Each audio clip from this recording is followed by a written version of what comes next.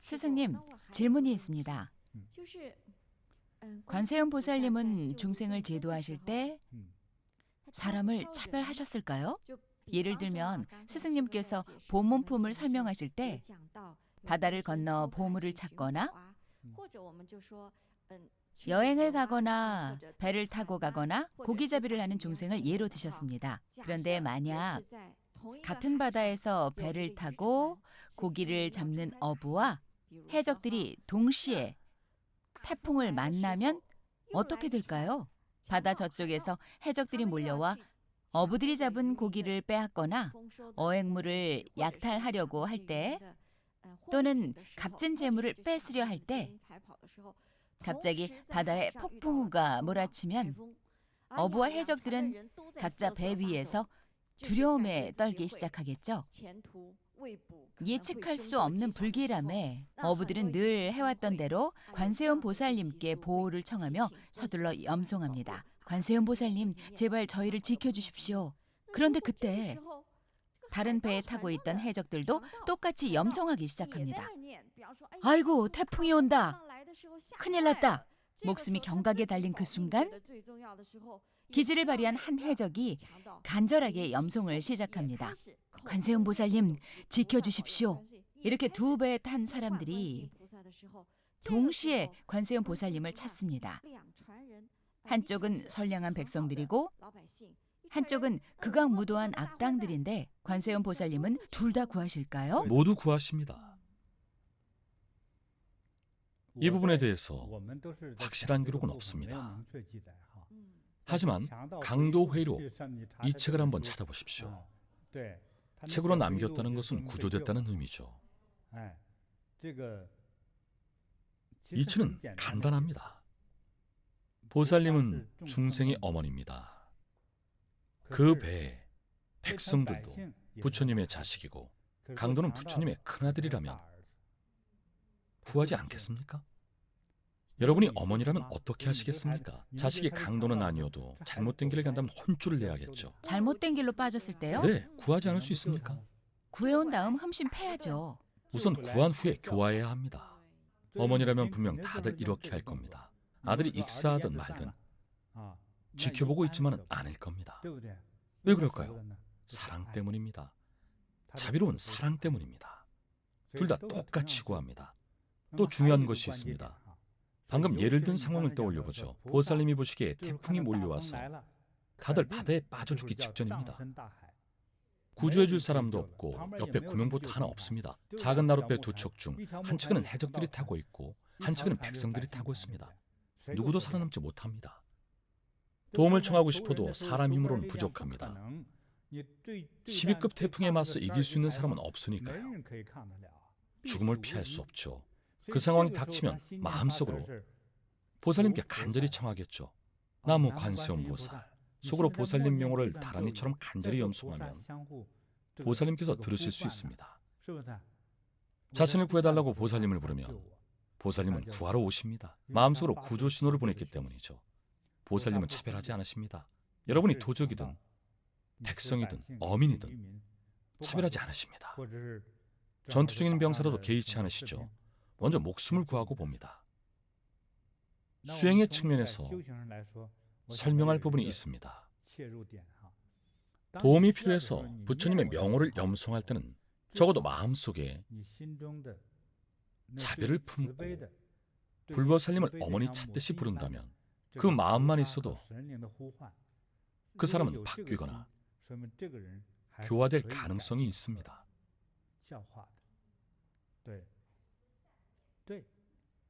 대부분의 사람들은 선과 악을 모르기 때문에 악행을 저지릅니다. 생명의 위기가 닥쳤을 때 보살님이 목숨을 구해주시고 앞으로 매일 3시간 동안 관세음 보살 성호를 염송하라고 하면 하시겠습니까? 당연히 하겠죠. 당연히 할 겁니다. 그런데 왜 보살님은 구해주기 전에 이런 요구를 안 하셨을까요? 모두가 보살님의 자식이니 모두 구하고 봅니다. 죽으면 교화할 수 없죠. 보살님이 교화를 하려면 살아있어야 합니다. 불법을 듣고 이해할 수 있으려면 생명 상태 인연이 따라야 합니다. 본인의 화장실 속의 구덕이라면 불법을 이해하기는커녕 염송할 수도 없으니까요. 수행을 하고 불법을 이해할 수 있는 생명의 형태, 즉 인간일 때 가장 잘 알아듣습니다. 불법을 이해하고 수행할 수 있는 상태여야 교화되기도 쉽습니다. 이것이 바로 보살님이 중생을 구제하시는 이유입니다. 제 생각은 그렇습니다. 만일 무한하고 무량한 백천만억 중생이 온갖 고통을 겪고 있을 때 관세음 보살의 이름을 듣고 수시로 명호를 염송한다면 관세음 보살은 곧 그 소리를 듣고 고통에서 벗어나게 하느니라. 관세음 보살 보문품 중에서.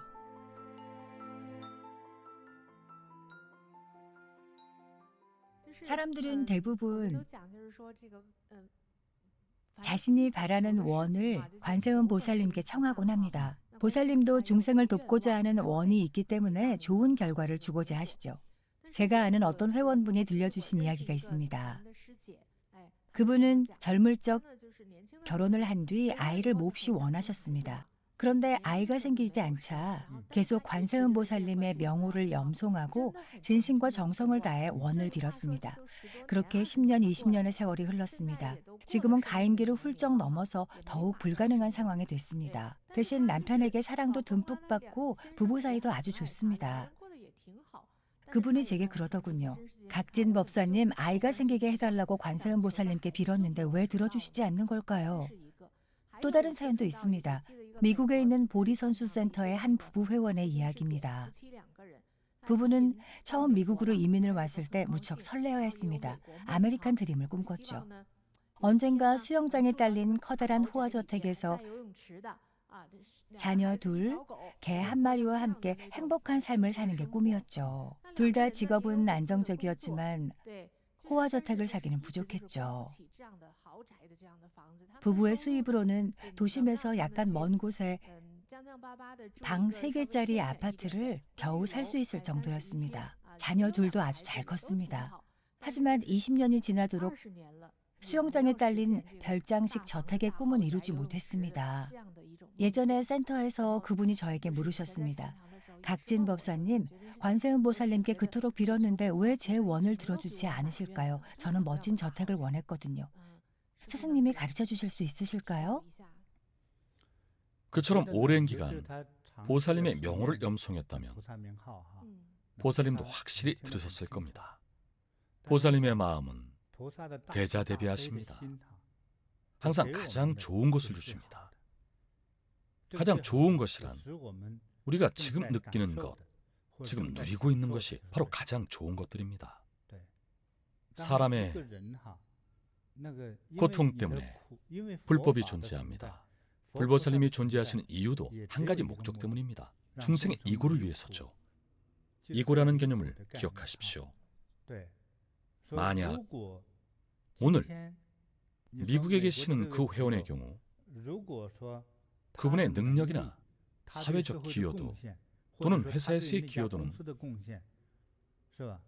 아주 평범한 수준입니다. 회사에서 사장이 주는 월급도 직원의 창의력과 능력에 따라 달라지기 마련이죠.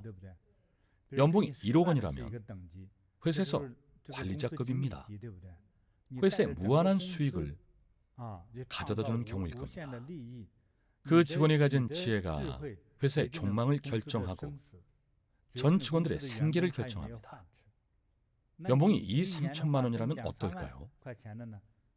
어느 정도의 능력일까요? 평범한 사원급이죠.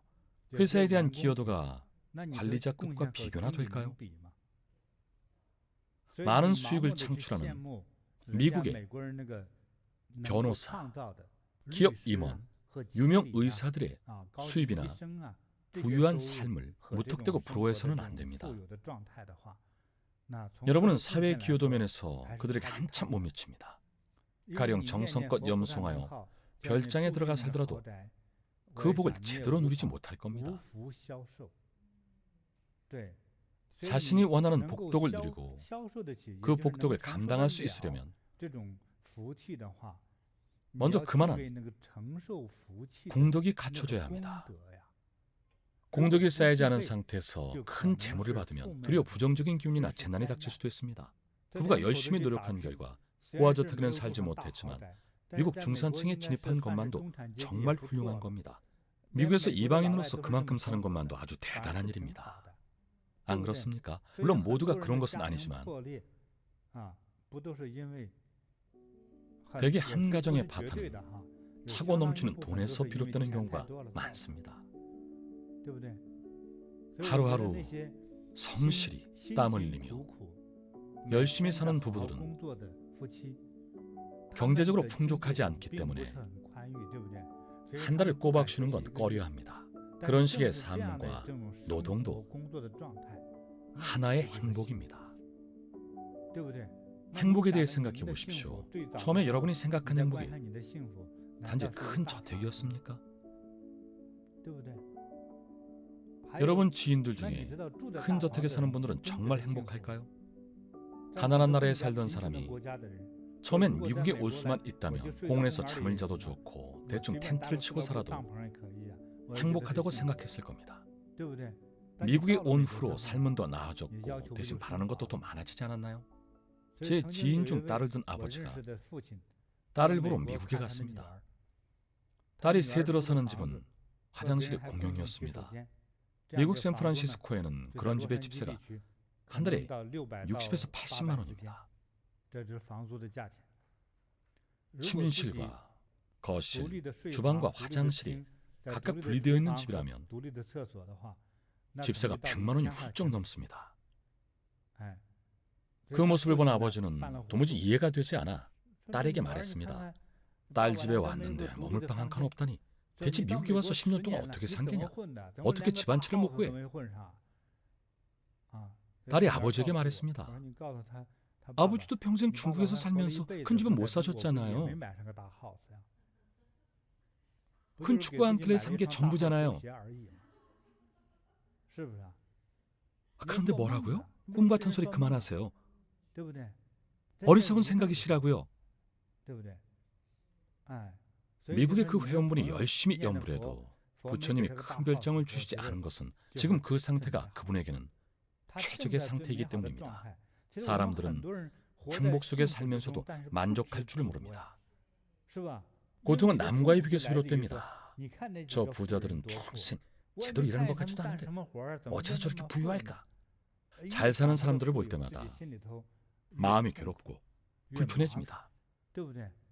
하지만 본인이 이미 부유하고 행복한 삶을 살고 있다는 것은 모르죠. 만족할 줄 아는 사람은 늘 즐겁다는 말이 있죠. 충분히 행복한 상태입니다. 특히 어린아이들은 캐나다나 미국에 살아서 행복하냐고 물으면 짜증나요 라고 합니다. 이래서 짜증나고 저래서 짜증나고 불만을 한가득 쏟아냅니다. 아이를 특정 국가로 보내면 어떨까요? 신뢰가 될 수 있으니 나라 이름은 말하지 않겠습니다. 아시아에 상대적으로 빈곤한 나라가 있습니다. 따로 검색해 보세요. 그럼 빈곤국은 소득 수준이 미국의 1%도 안 됩니다. 그런 곳에서 1년만 살아보세요. 1년은커녕 한 달도 못 돼 살던 곳으로 돌아와 집 앞마당에만 누워 있어도 정말 행복하다고 느낄 겁니다. 제대로 된 화장실도 못 찾을 겁니다. 이런 곳에서 어떻게 살지 막막하죠. 그런 환경에 가보면 어려움이 무엇인지 알게 됩니다. 지금의 안락한 환경에 스스로 만족하나요? 만족하지 못하겠죠. 그래서 고통스럽습니다.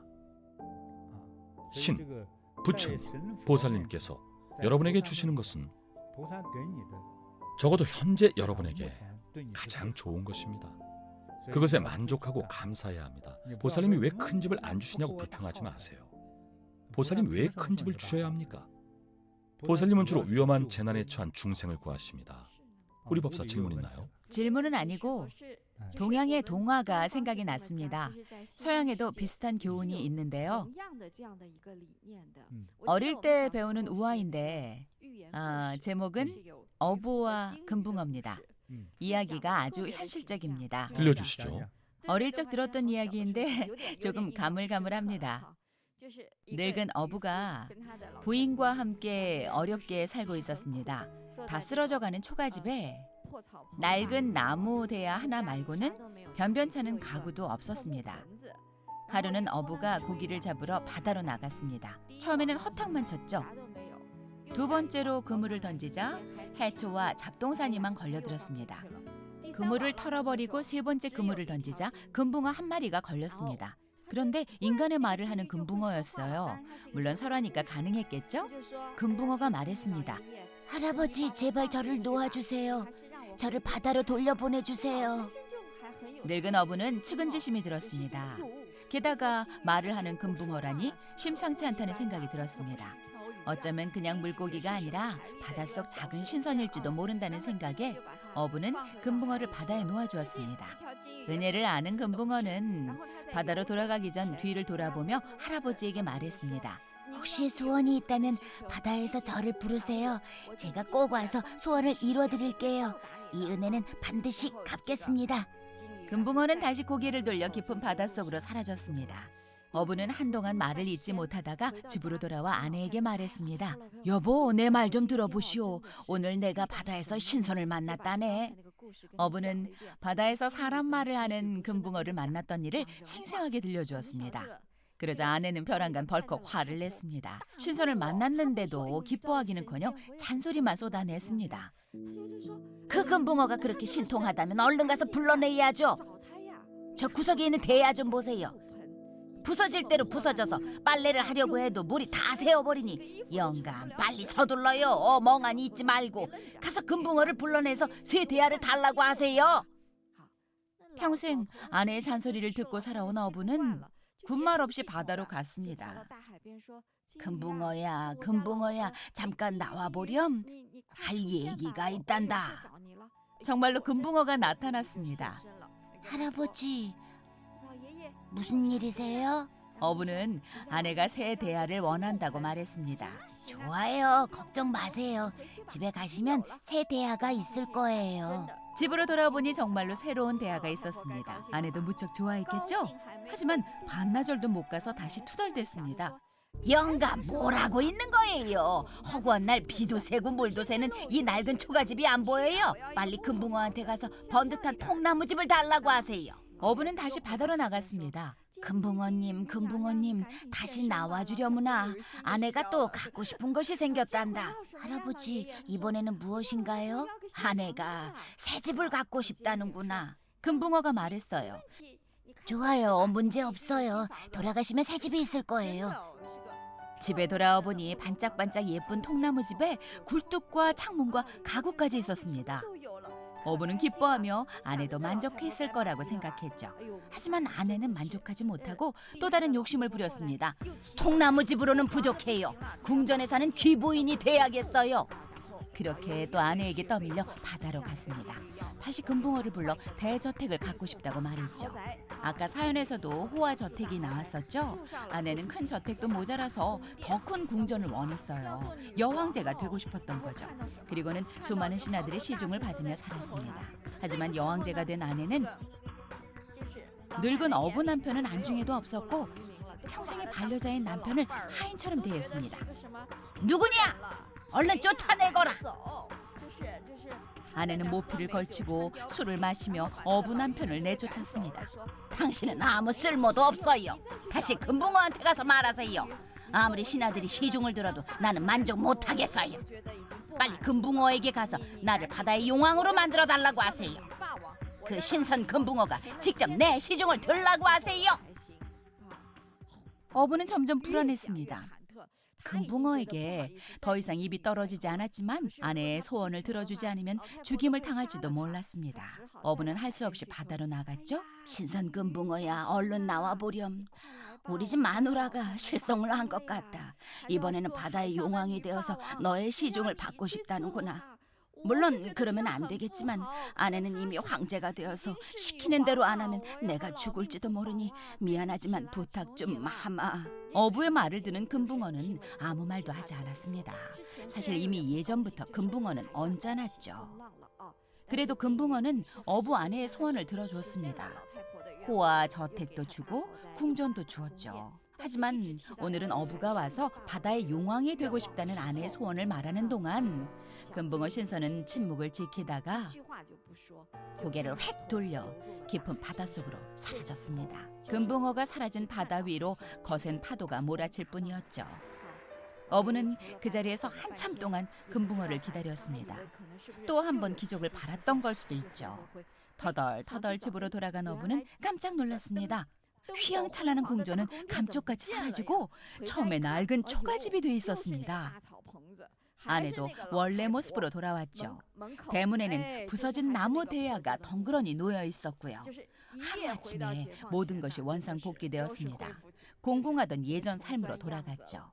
저는 어렸을 때 이 동화를 읽고 인간의 끝없는 욕심을 너무나 잘 표현했다고 생각했습니다. 인간은 만족할 줄을 모릅니다. 가지고 있어도 또 가지려 하고 끝없이 탐욕을 부립니다. 결국에는 어떻게 되었습니까? 덕불 배위의 응보를 받았습니다. 그 부귀를 감당할 그릇이 아니었던 거죠. 그 아내가 저를 만났다면 좋았을 텐데요. 저라면 그분에게 먼저 심사숙고한 뒤 행동하라고 권했을 겁니다. 나무대야가 있는 게 어딥니까? 곁에 반려자도 있지 않습니까? 혼자 된 노인들이 얼마나 많습니까? 물을 새는 대야라도 있는 것이 어딥니까? 그런데도 없는 집이 많습니다. 비교하기 때문입니다. 자신보다 부귀한 자와 비교하면 영원히 만족할 수 없습니다. 점점 더 괴로워질 뿐입니다. 자신보다 가난한 자와 비교하면 진취적이지 않아 보일지 몰라도 스스로는 행복합니다. 대단치 않아 보여도 사실은 행복합니다. 비교 대상이 중요합니다. 마음속 괴로움에 실체가 있을까요? 없습니다. 모든 것은 사람의 마음이 만듭니다. 아주 좋은 이야기를 해주셨습니다. 굉장히 마음에 듭니다. 국어 교과서에도 나오는 이야기입니다. 우리가 어릴 때 이런 교육을 받아도 자라면서 탐욕이 점점 커져서 아무리 채워도 채워지지 않게 되죠. 요즘 젊은 사람들이 인터넷에 올리는 글을 보면 헛된 망상이 보입니다. 몇 년 후에 큰 집을 사야겠어. 비싼 차를 한 대 사야겠어. 정작 집과 차를 갖고 나면 이번엔 아내들이 사치를 부립니다. 값비싼 보석을 걸치고 싶어. 명품 가방을 들고 싶어. 현대인들이 추구하는 것들이죠. 7, 80년 전만 해도 멀쩡한 생리를 뽑고 금리를 심는 사람들이 많았습니다. 웃을 때 금리가 보이도록 말이죠. 그 시절 사람들은 사진을 찍으면 금리가 보이게 활짝 웃곤 했습니다. 참 가관입니다. 생리를 뽑아 금리를 심으니 치아 전체가 흔들립니다. 결국 금리를 심어주는 치과 의사만 떼돈을 벌었죠. 어쨌든 사람의 욕심은 뱀이 코끼리를 삼키듯이 끝이 없습니다. 어리석은 사람은 항상 출세와 이익, 명예와 욕심 때문에 괴로워한다. 착한 사람은 탐욕이 없어 가는 곳마다 그 모습이 아름답다. 즐거움을 만나도 괴로움을 만나도 허덕이거나 슬퍼하지 않는다. 법구경 중에서.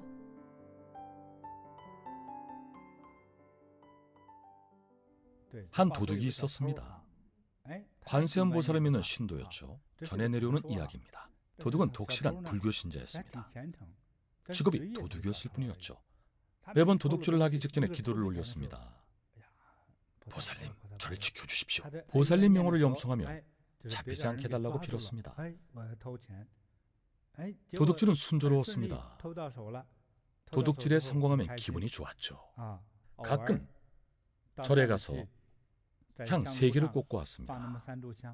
돈도 별로 안 드는 일이었죠. 향을 피울 때는 대부분 자기 돈은 한 푼도 쓰지 않고 절에 있는 향을 가져다 불을 붙였습니다. 참 편리했죠. 보살님께 청하면 다 들어주셨습니다. 그러다 한 번은 깜빡하고 절에 향을 피우지 않아서 그랬는지 물건을 훔치다 경찰에 잡혔습니다. 도둑은 문득 관세음보살 보문품의 내용이 떠올랐습니다. 쇠사슬에 묶여도 관세음보살 명호를 부르면 벗어날 수 있다는 내용이었죠. 도둑은 얼른 나무 관세음보살, 저를 구해주십시오. 제자가 나쁜 경찰에 잡혔습니다. 저들이 착한 도둑을 괴롭힙니다. 제가 얼마나 착한 사람입니까? 나쁜 사람의 돈을 훔칠 뿐이지.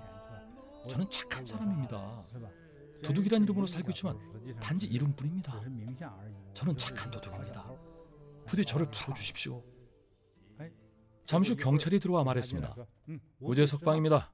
앞으로 조심하십시오. 세상에 보살님의 신통력은 참으로 영험했습니다. 도둑의 손기술은 더 좋아졌죠. 집에서 삶은 달걀이나 지갑을 집으며 기술을 더 연마했습니다. 기술을 익힌 후 도둑질을 계속했습니다. 그러다 반년쯤 지나 다시 유능한 경찰에게 붙잡혔습니다. 이 도둑놈! 철컥 수갑을 채웠습니다. 경찰서로 가자. 감옥에 집어넣어! 도둑은 불안에 떨며 황급히 염송하기 시작했습니다. 대자대비한 나무 관세음 보살님, 제자가 또 고난에 빠졌습니다. 나쁜 경찰놈에게 다시 잡혔습니다. 어서 저를 구해주십시오. 어제 저같이 착한 사람을 안 구해주십니까? 그리고 또 관세음 보살님이십니까? 도둑은 한참을 염불했습니다. 4-5시간이 지나자 식은땀이 나기 시작했습니다. 그때 경찰서장이 들어와 말했습니다. 무죄석방입니다. 다음부터 조심하고 더 날쌔게 움직이시오. 도둑은 또다시 풀려났습니다. 아이고, 정말 영험하시구나. 도둑은 그 뒤로도 6년 동안 경찰서 6번이나 잡혔습니다. 그래도 멈추지 않았죠. 또 염성하지 뭐. 저번에도 영험했으니까. 도둑이 잡힐 때마다 경찰들이 말했습니다. 정말 끈질기군. 어떻게 매년 잡힐 수가 있나. 참여를 모르는 인간이고. 경찰들은 툭하면 물건을 훔치는 도둑을 몹시 묘했습니다. 이번엔 풀어주지 않겠다. 아무리 빌어도 소용없다. 절대 풀어주지 않겠다. 이번엔 도둑이 코피를 쏟으며 염성해도 풀어주지 않았습니다. 결국 도둑은 6년형을 선고받고 매일 고된 노동에 시달렸습니다. 어느 날 도둑의 꿈에 보살님이 나오셨습니다. 보살님, 저를 구해주십시오. 꿈에 보살님이 현신하셨죠. 보살님, 저 좀 구해주십시오. 이러다 죽겠습니다. 저처럼 착한 도둑을 감옥에 가두시다니요. 너무 불공평합니다. 저를 꼭 구해주십시오. 좋은 양을 올리겠습니다. 보살님이 말씀하셨습니다. 수차례를 교화해도 고쳐지지 않으니 지옥에 떨어질 것이다. 그 말을 듣는 순간 도둑 소리를 지르며 꿈에서 깨어났습니다. 다음 날 경찰이 찾아와 몽타주 한 장을 들고 도둑의 얼굴과 대조해봤습니다. 네가 바로 살인범이로구나. 경찰은 몽타주 한 장을 들고 살인범을 찾고 있었는데 도둑의 얼굴이 살인범과 꼭 같았습니다. 끌고 나가서 목을 베라. 도둑은 그렇게 황천길로 떠났습니다. 죽기 전 이렇게 말했습니다. 보살님, 어찌 저를 지켜주지 않으십니까? 매일 보살님의 명호를 신실하게 염송했습니다. 답은 여러분 스스로 찾아보십시오. 보살님은 늘 가장 좋은 것을 주십니다. 하지만 스스로 자각해야 합니다. 그래야만 잘못을 줄일 수 있습니다. 자각하지 못하고 늘 보살님 덕만 보려 하면서 잘못을 뉘우칠 생각을 않고 사람됨의 도리를 모른다면 모든 것이 끝장납니다. 보살님이 주시는 좋은 것들을 소중히 여길 줄 알고 뉘우칠 줄 알아야 하며 주어진 것에 만족하고 감사할 줄 알아야 합니다. 그릇된 것을 배우거나 동참하지 마십시오. 불법 공부가 부족한 까닭입니다. 보살님의 명호를 염송한 뒤에는 경전을 배우고 경전에서 가르치는 사람됨을 배워야 합니다. 보살님의 자비로움을 이용해 자신의 그릇된 욕심을 채워서는 안 됩니다. 저는 그런 사람을 직접 봤습니다. 도둑 아니면 사기꾼이었는데 아주 젊은 사기꾼이었죠. 항상 절에 가서 빌었습니다. 보살님, 저를 지켜주십시오. 경찰에 안 잡히게 해주십시오. 제가 직접 목격했습니다. 보살님은 이런 사람도 지켜주실까요? 지켜주십니다. 하지만 여러분 스스로 잘못된 기름을 깨닫고 지난날 잘못을 뉘우치고 벼랑 끝에서 고삐를 멈춰야만 구원을 받을 수 있습니다. 혹시 나쁜 직업을 가졌거나 나쁜 일을 하는 분이 있다면 지금이라도 새 사람이 되십시오. 이야기가 재미있군요. 스승님의 가르침에 감사드립니다. 올바른 마음과 생각으로 나쁜 짓을 하지 않고 개과천선하는 것이 보살님의 가장 큰 바람이겠죠. 대부분의 평범한 사람들은 보살님이 이미 주신 좋은 것들을 알아보지 못합니다. 아까 부부의 사연에서도 아내는 자신이 원하는 행복이 호화저탈되어 있는 줄 알았지만 사실은 그렇지 않습니다. 그리고 아이를 간절히 원했던 그 여성 회원분도 궁극적인 목적은 행복하고 안정된 삶입니다. 지금 그분이 누리는 좋은 삶은 사실 보살님이 이미 주신 거죠. 오히려 그분에게 가장 적합한 걸 주신 겁니다. 맞습니다. 하지만 본인은 모르겠죠. 신과 부처님께서 주시는 것이라면 하늘에서 뚝 떨어지는 금은 보화처럼 깜짝 놀랄 만한 것이라고만 생각하니까요. 살아있는 것들의 행복을 위해 난폭함을 두려워하는 모든 생물을 향한 폭력을 거두어야 한다. 모든 생명은 폭력을 두려워하고 죽음을 두려워한다. 이 이치를 자기 몸에 견주어 남을 죽이거나 죽게 하지 말라. 법구경 중에서.